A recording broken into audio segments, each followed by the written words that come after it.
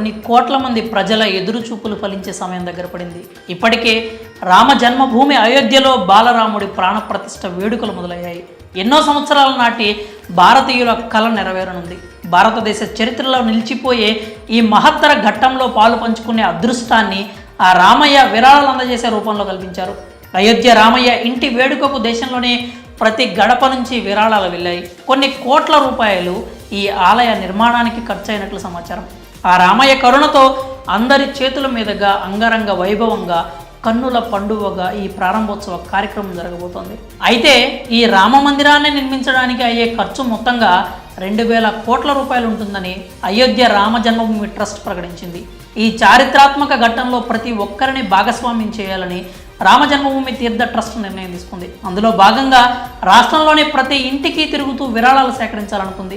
విశ్వ హిందూ పరిషత్, బజరంగ్ దళ్, సంఘ్ పరివార్ మొదలైన సంఘాలు విరాళాల సేకరణను చేపట్టాయి.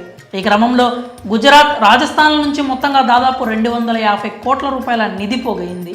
ఎక్కువ మొత్తంలో నిధి సేకరించిన రాష్ట్రాలుగా గుజరాత్, రాజస్థాన్లు మొదటి స్థానంలో ఉండగా రెండో స్థానంలో తెలంగాణ రాష్ట్రం నిలిచింది.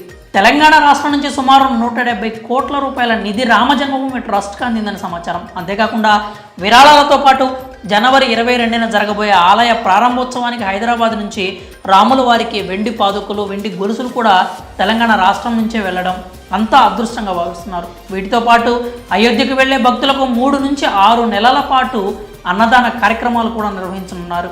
ఇక విరాళాలు సేకరించడంతో పాటు సేవా కార్యక్రమాల్లోనూ తెలంగాణ ప్రజలు ముందు ఉండడం ఎంతో సంతోషంగా ఉందంటూ విహెచ్పి సెక్రటరీ తెలియజేశారు.